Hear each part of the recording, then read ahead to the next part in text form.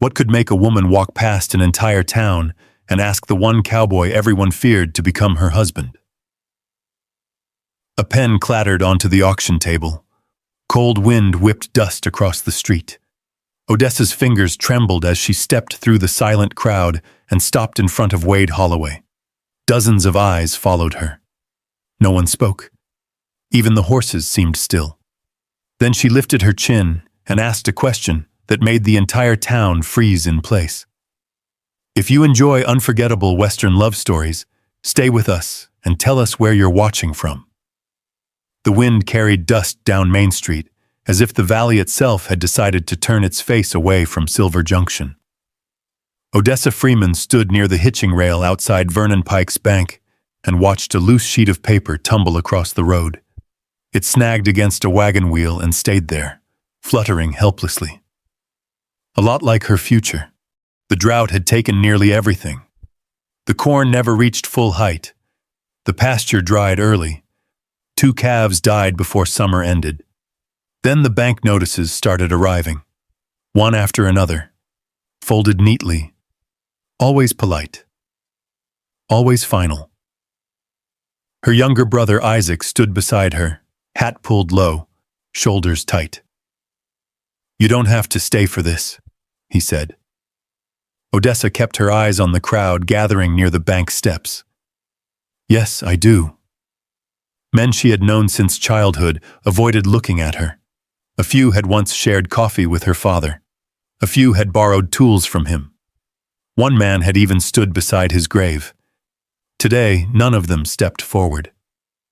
The auction table had already been set up. A clerk arranged papers while Vernon Pike inspected them with clean white gloves.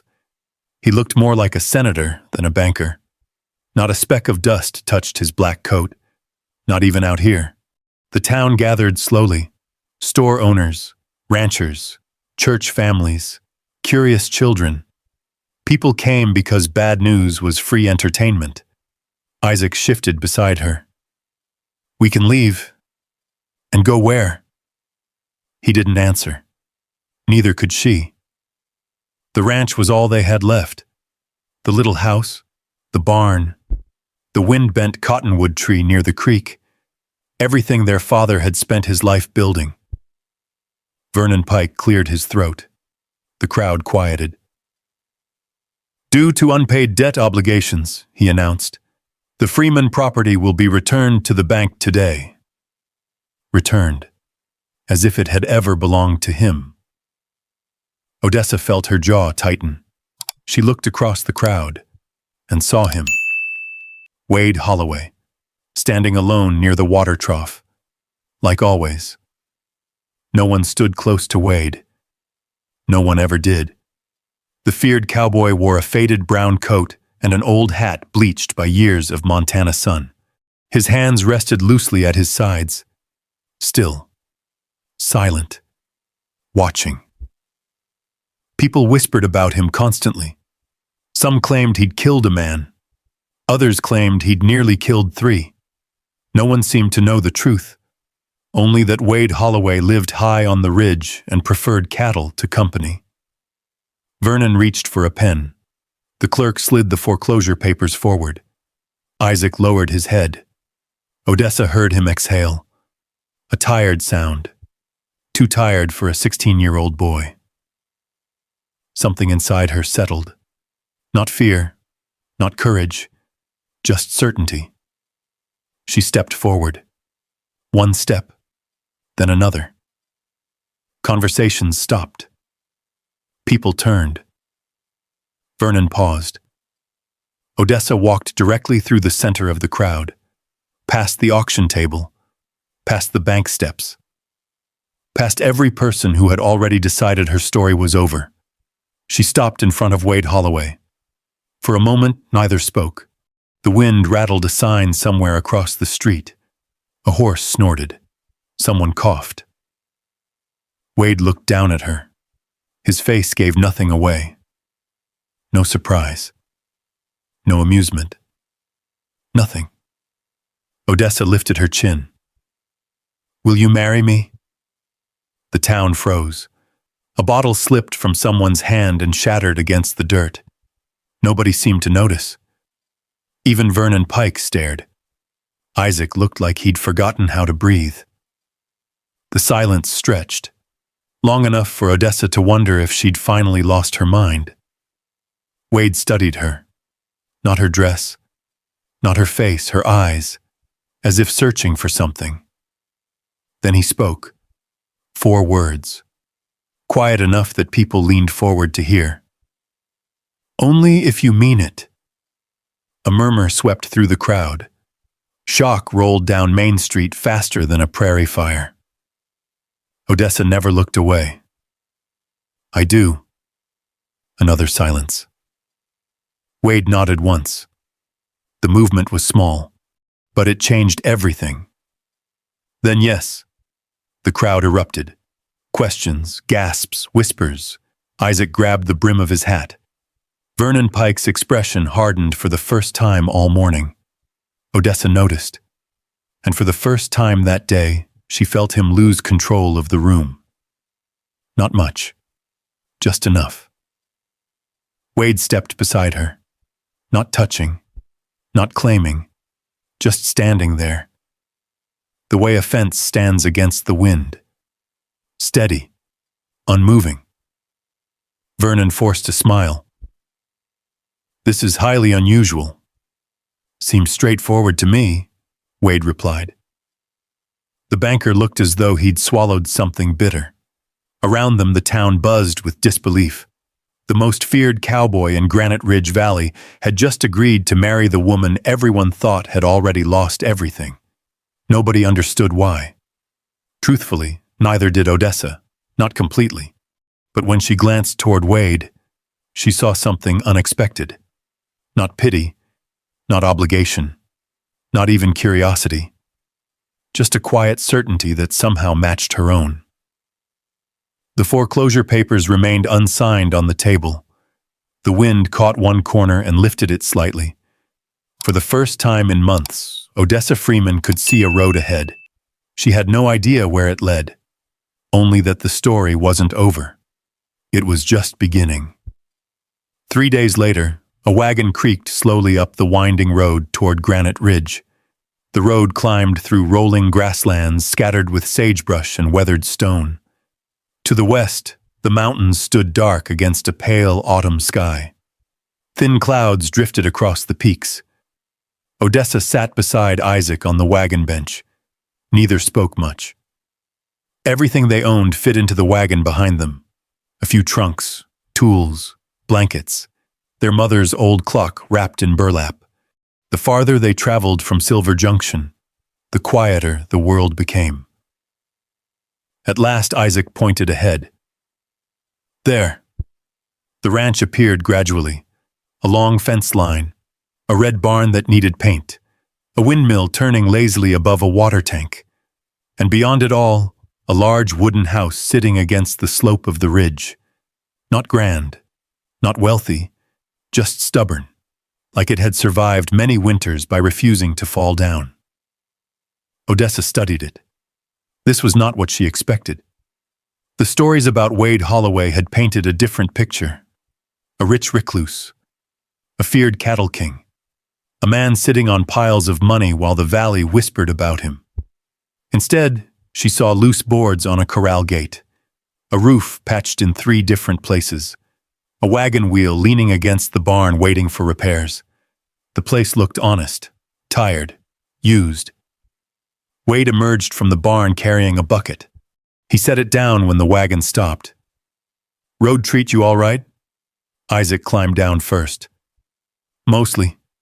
Wade nodded. "Guest room's ready." "We're not guests," Odessa said. His eyes met hers briefly. "No, I suppose you're not." There was no awkward smile, no attempt at charm, just simple truth. Together they unloaded the wagon. By sunset, the trunks had been carried upstairs. The small room at the end of the hall belonged to Isaac. Odessa's room faced the valley. Wade's room remained at the opposite end of the house. The arrangement seemed carefully planned, respectful, distant. That evening, they ate beef stew at a scarred oak table in the kitchen. The only sounds were spoons against bowls and the ticking of a clock near the stove. Outside, wind rattled the porch screen. Isaac finally broke the silence. "You always eat this quiet?" Wade shrugged. "Usually." Isaac looked miserable. Odessa kicked him lightly beneath the table. The boy returned to his stew. After dinner, Wade carried his plate to the sink. No expectation, no orders, no demands. Just work. The next morning, Odessa rode into Silver Junction for supplies. The change in the town was immediate. At the feed store, a sack of seed cost nearly twice what it had cost last month. At the supply counter, a man suddenly claimed there were no deliveries available for Granite Ridge. At another shop, a merchant refused to meet her eyes at all. Everywhere she went, conversations lowered when she entered. Doors closed, smiles disappeared. By noon, she sat alone outside Ruth Callahan's grocery, holding a folded receipt and a growing sense of anger. Ruth stepped outside carrying a crate of apples. She was a woman in her 50s with sleeves rolled above her elbows and flour on her apron. "They charging you extra?" Odessa looked up. "You noticed." "Whole town noticed." Ruth sat beside her. For a moment, neither spoke. Then Ruth handed her a red apple. "No charge." Odessa accepted it. "Thank you." Ruth glanced toward the bank. "Folks around here don't like surprises." And marrying Wade Holloway was a surprise. Biggest one in 20 years. Odessa almost smiled. Almost. Back at the ranch, she found Isaac standing near the corral. 3 local boys rode away laughing on horseback. Isaac stared at the dirt. "What happened?" "Nothing." "Isaac." He kicked a stone. "They said I should start practicing being a mountain ghost." Odessa knew exactly what that meant. Wade's reputation, their marriage, the whispers, everything. That night she found Wade repairing harness leather under a lantern in the barn. "You know they're treating us like we're contagious." The needle stopped moving. "I know. And you're just going to ignore it?" He resumed stitching. "People get tired eventually. Or they get worse." He said nothing. That silence irritated her more than any argument could have. She turned and walked out before she said something she'd regret. Several days passed. Cold weather settled over the valley. Frost appeared each morning. One afternoon, Odessa rode into town again. As she passed the church, she noticed something strange. An elderly widow named Mrs. Harper leaving the post office. The woman opened an envelope and immediately began crying. Not from sadness, relief. She held a money order tightly against her chest. Later that week, Odessa saw another family receiving similar help. Then another, always anonymous, always arriving just before a bill came due. Curiosity got the better of her. One evening, she was organizing receipts in the kitchen when she opened the wrong drawer. Inside lay a stack of duplicate money order stubs, dozens of them. Different names, different families, same handwriting, Wade's. She stared at the papers. Mrs. Harper, the Dawson family, old Mr. Greeley, people all over the valley, quiet gifts, no signatures, no credit, no recognition. The front door opened. Wade stepped inside carrying firewood. He immediately saw the papers. For the first time since she'd met him, he looked uncomfortable. Odessa held up one of the stubs. "You've been helping them." He placed the wood beside the stove. "They needed it." "Why doesn't anyone know?" He shrugged. Wasn't trying to impress anybody. The answer landed harder than she expected. Outside, the wind pushed against the windows. Inside, the room grew quiet. Odessa looked at the man the valley feared, the man everyone called dangerous, and for the first time, she began to wonder whether Silver Junction had been wrong about him all along. Winter arrived early in Granite Ridge Valley. One morning, Odessa opened the front door and found the world covered in white. Snow stretched across the fields. Fence posts stood like dark markers against the frozen ground. The windmill groaned slowly under a sky the color of old tin. Life became smaller after that. Shorter days, longer nights, coffee before dawn, wood carried in by armfuls, boots drying near the stove. Wade spent most mornings checking cattle before the weather turned worse. Isaac helped where he could. Odessa kept the house running and learned more about ranch life than she had ever expected. For a few weeks, things felt almost peaceful. Then the trouble started. The first sign came on a bitter morning in December. Wade returned from the south pasture before sunrise. Snow clung to his coat. His expression was hard. "The hay shed's been broken into." Odessa looked up from the stove. "What was taken?" "Nothing." That made less sense. When they rode out later, she saw it herself. The lock hung twisted. Several tools had been thrown into the snow. Nothing stolen, only damaged, only disturbed, like someone wanted them to know they had been there. A week later, 3 calves disappeared. The tracks vanished near a rocky creek bed where the wind had erased everything. Silver Junction immediately began talking. Odessa heard it at Ruth Callahan's store. People lowered their voices when she entered. Not low enough. Wade Holloway's stirring trouble again. Wouldn't be the first time. He always was dangerous. She carried her supplies back to the wagon without saying a word. But she remembered every sentence. The worst came 3 nights before Christmas. A storm rolled over the valley after midnight. Wind hammered the house. Snow rattled against the windows. Odessa woke to shouting. She threw on a coat and rushed outside. Lantern light danced across the yard. Isaac was standing near the corral, pale and shaken. One of the horses was running loose through the snow. "What happened?" Isaac swallowed hard. "I went to check the gate." His voice trembled. The bridle strap had been cut. Wade caught the frightened horse and brought it under control. No anger. No panic. Just steady movements. The kind that came from years of hard winters.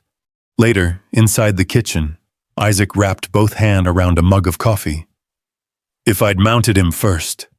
He didn't finish. Nobody needed him to. Silence settled over the room. The clock ticked. The stove popped softly. Outside, snow continued falling. The next day, the rumors grew louder. By afternoon, Odessa heard another story. A darker one. One she had never heard before. According to several ranchers, Wade Holloway had once been involved in a land dispute years earlier. A man had died afterward. Nobody could agree on details. Some claimed it was an accident. Others claimed Wade was responsible. The facts changed with every telling. Only the suspicion remained. That night, Odessa found Wade repairing a fence latch in the barn. The lantern light carved deep shadows across the wooden walls. She stood quietly for a moment, then asked, "Did someone die because of you?" The hammer stopped moving. For several seconds, he said nothing. When he finally looked up, his eyes were tired rather than angry. "A man died." Odessa waited. "I didn't kill him." That was all. No explanation, no defense, no argument. Just those words. Something about the answer bothered her. Not because she thought he was lying, because he seemed unwilling to fight for himself, as though he'd spent years carrying accusations he no longer cared to answer. The uncertainty followed her into the new year. And then another mystery appeared. One afternoon, she climbed into the attic of the old Freeman house. The property still belonged to the bank on paper, but Vernon Pike had allowed them temporary access to collect remaining belongings. Dust floated through narrow beams of sunlight. Boxes sat untouched for years. Old ledgers, tax receipts, seed orders, letters. Odessa spent hours sorting through them. Then she found something strange. A legal notice, folded inside a ledger. Her father's name appeared at the top. Beneath it, Vernon Pike. A lawsuit. Years before his death. Odessa read it twice, then a third time. Her father had accused Vernon of fraudulent land records. The case had never gone to trial. There should have been dozens of supporting documents. Witness statements, survey maps, correspondence. Instead, there was nothing. Every supporting file was missing. Gone. As if someone had removed them deliberately.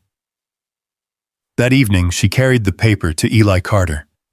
The old ranch hand lived in a weather-beaten cabin beside the river. He studied the document for a long time, then slowly removed his spectacles.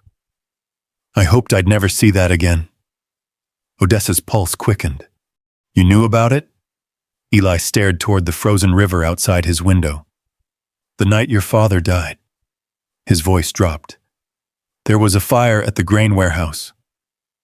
The room seemed smaller suddenly, colder. Eli folded the paper carefully, then met her eyes. Your father wasn't alone that night. Odessa leaned forward. Neither spoke for a moment. Finally, the old man said the words that would change everything. Vernon Pike was the last man seen leaving that warehouse before the fire started. And suddenly, the snow-covered valley outside no longer felt quiet at all. Odessa left Eli Carter's cabin after dark. The snow squeaked beneath her boots. A hard winter moon hung above Granite Ridge. Every shadow seemed longer than before. Every silence felt like it was hiding something. When she reached the ranch, a lantern still glowed in the kitchen window. Wade was waiting, not pacing, not questioning, just sitting at the table with a cup of coffee that had long since gone cold. He looked up when she entered. You were gone a while. Odessa removed her gloves slowly. Then she placed the old legal notice on the table. Wade read it without speaking. His eyes moved from the document to her face, then back again. Eli told me something. She told him everything. About the lawsuit. About the missing records. About Vernon being seen at the warehouse the night her father died. The room grew quiet when she finished. Only the stove crackled. Only the clock continued its steady ticking. Wade leaned back in his chair. That explains why someone wants those papers gone. You believe me? His expression barely changed. I believe somebody's scared. The next morning they rode together into the valley. The temperature sat well below freezing. Their horses breathed clouds into the pale air. Neither talked much. The landscape did most of the talking. Snow-covered fences, frozen creeks, empty pastures stretching beneath gray skies. Their first stop was the county records office, a single-room building behind the sheriff's office. Dust covered everything. Old maps, land surveys, tax ledgers, receipts stacked inside wooden cabinets. The clerk searched for nearly an hour. Nothing. Every document connected to the lawsuit had vanished. Not misplaced. Removed. Even the filing references were missing, as though someone had carefully erased them years ago. Outside the building, Odessa stood in the snow. For the first time, she felt something beyond grief. Anger. Cold. Controlled. Dangerous. Wade noticed. He didn't tell her to calm down, didn't tell her to let it go. He simply stood beside her, the way he always did. Steady. Present. That afternoon, they rode to 3 neighboring ranches. 2 owners refused to talk. The third shut his door the moment Vernon Pike's name was mentioned. By sunset, they had learned almost nothing. Yet somehow Odessa felt less alone, because Wade stayed beside her through every closed door, every awkward silence, every disappointment. Days passed. Then another incident occurred. One morning, someone scattered nails across the road leading to the ranch. Another night, a window in the barn was broken. A week later, Isaac discovered fresh boot prints circling the house after midnight. The message was obvious. Leave. Odessa said it aloud one evening. They aren't trying to hurt you. Wade looked up from the harness he was repairing. They're trying to scare me. The room fell silent, because both of them knew she was right. The sabotage had started only after she began asking questions, only after the lawsuit resurfaced, only after old memories were disturbed. A storm rolled through 3 nights later. Wind slammed against the walls. Snow drifted against the porch steps. Around midnight, Wade heard something outside. By the time they reached the barn, the intruder was gone, but not before leaving a warning. A burned scrap of paper pinned to the door.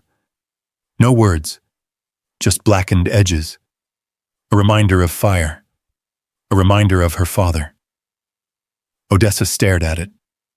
Wade removed the paper quietly, then tossed it into the snow.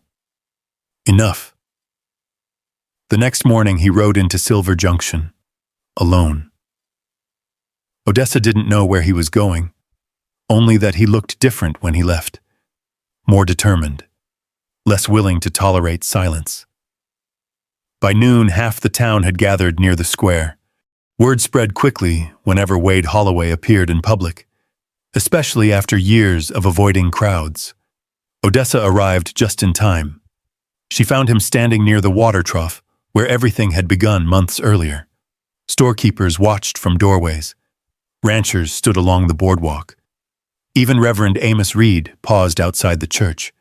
Nobody spoke.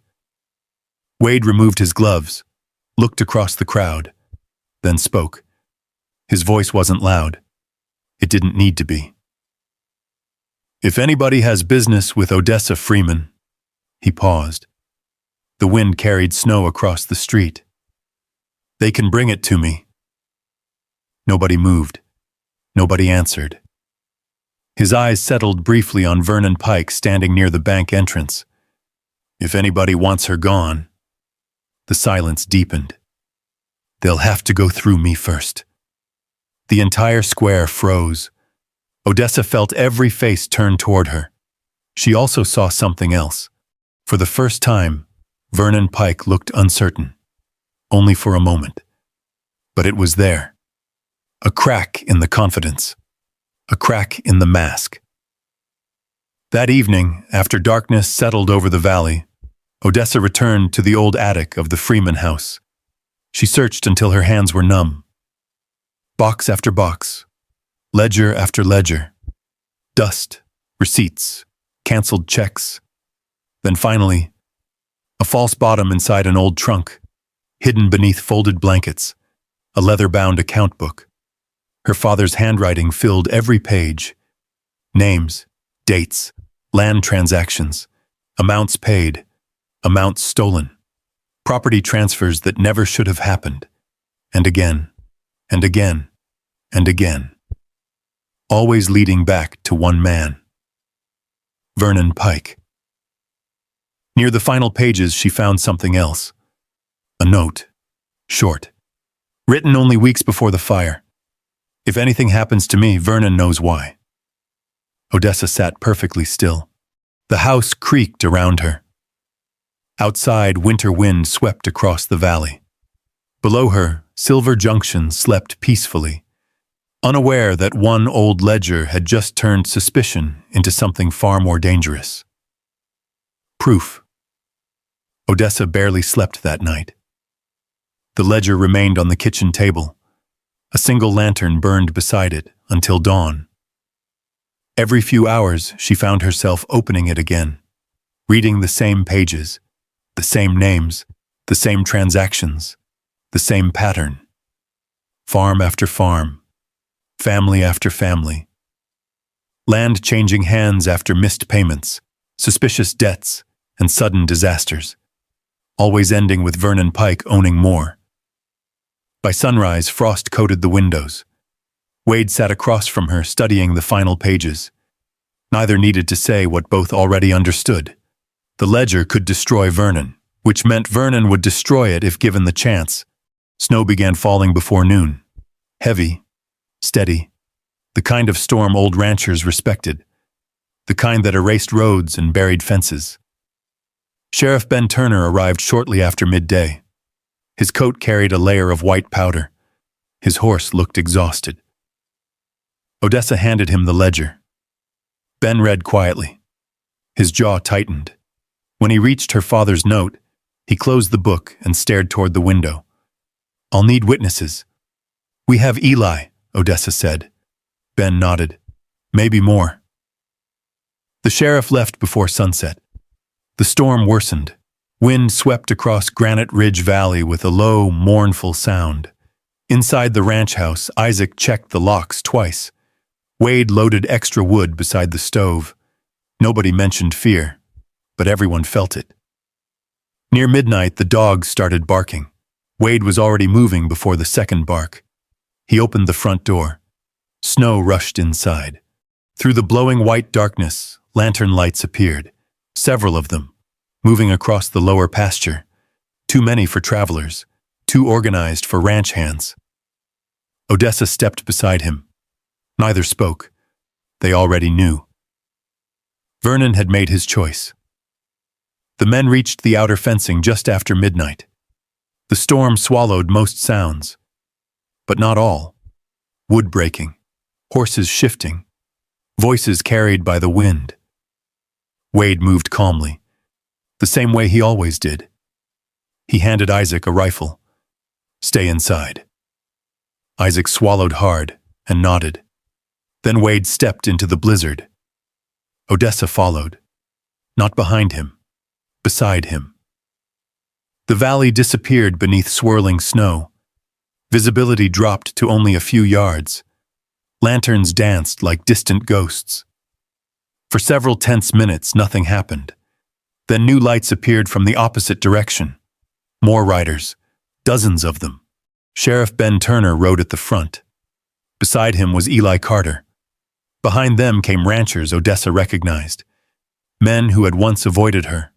Men who had stayed silent. Now they rode through the storm together. The confrontation ended almost as quickly as it began. Because fear survives only while truth remains hidden. Eli spoke.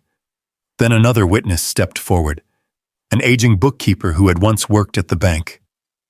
Then another. The ledger connected every story, every missing document, every stolen acre, every threat. Standing beneath the storm, Vernon Pike finally realized there was nowhere left to run.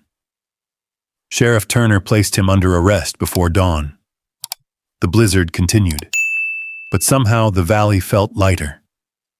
Weeks later, winter slowly loosened its grip. The snow began melting from the lower fields. Water returned to the creek. For the first time in years, Odessa allowed herself to imagine a future. The investigation continued. More evidence surfaced. More families recovered land records. Silver Junction talked about little else, and for the first time, people stopped whispering when Wade Holloway entered a room. Then spring arrived, quietly, almost without warning. One morning, Odessa stood on the porch watching sunlight touch the distant mountains. The air smelled different, warmer, cleaner. The danger was gone. The mystery was solved. The agreement was fulfilled. That thought stayed with her all day. By evening, she made her decision. The marriage had been a bargain, a rescue, a partnership born from desperation. She would not remain simply because she had nowhere else to go. The next morning, she packed. 1 trunk, 2 canvas bags, nothing more. Isaac watched from the barn doorway. He looked confused, but said nothing. The wagon stood ready near the gate. Odessa placed the final bag inside.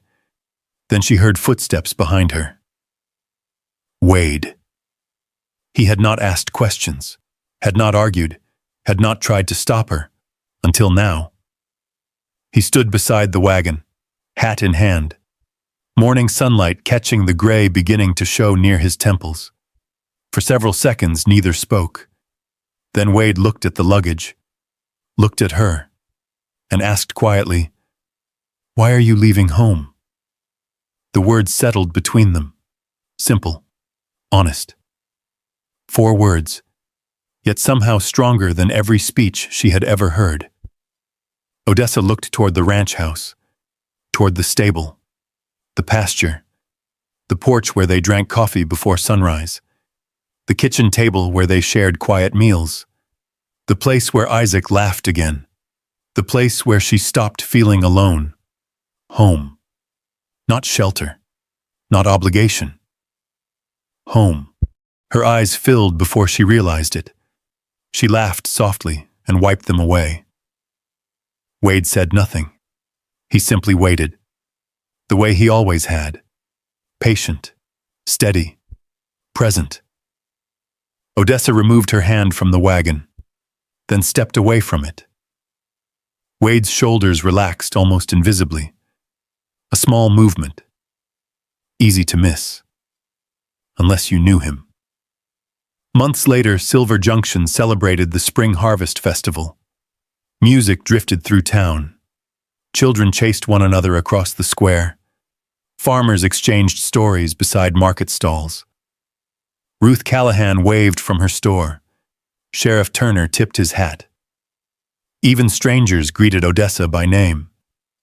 Isaac had become one of the most trusted horsemen in the valley. The boy who once feared losing everything now carried himself like a young man building a future. Late that afternoon, Wade and Odessa rode to the ridge above town. The valley stretched beneath them. Green fields replacing winter snow. Church bells echoed across the distance. Neither hurried to fill the silence. The wind moved gently through the grass. Wade reached for her hand. No speech followed.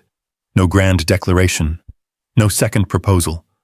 Just a rough rancher's hand finding hers and holding on. Odessa looked across the peaceful valley, then laced her fingers through his. This time she did not let go. Far below them, Granite Ridge Valley carried on with its ordinary life. And for the first time in many years, it finally felt like peace. Maybe that's what stayed with me most about Wade and Odessa.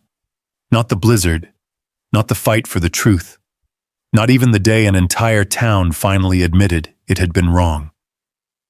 It was that quiet moment on the ridge. 2 people who had arrived there carrying old wounds. 2 people who had spent so long surviving that they had almost forgotten what it felt like to belong somewhere. And if you're honest, maybe you've stood in a place like that yourself. Maybe you've had a season when life took more than it gave. Maybe you've wondered whether trust was worth the risk, whether opening your heart again would only lead to another loss. What this story reminds us is that healing rarely arrives all at once. Sometimes it comes through a small act of kindness, a hand that stays, a promise that isn't spoken loudly, a person who chooses you again and again, even on the ordinary days. Wade and Odessa didn't build a life through grand speeches. They built it one choice at a time, one difficult day at a time, one quiet moment of faith at a time. And maybe that's what home really is. Not a place you find, a place you create with people who refuse to walk away. If this story touched you, I'd love to know where you're watching from and what moment stayed with you the most. And if you'd like to spend more evenings around stories of courage, second chances, healing, and unforgettable Western love, I hope you'll join us again. There are still many journeys waiting just beyond the next trail, and I'd be honored to share them with you.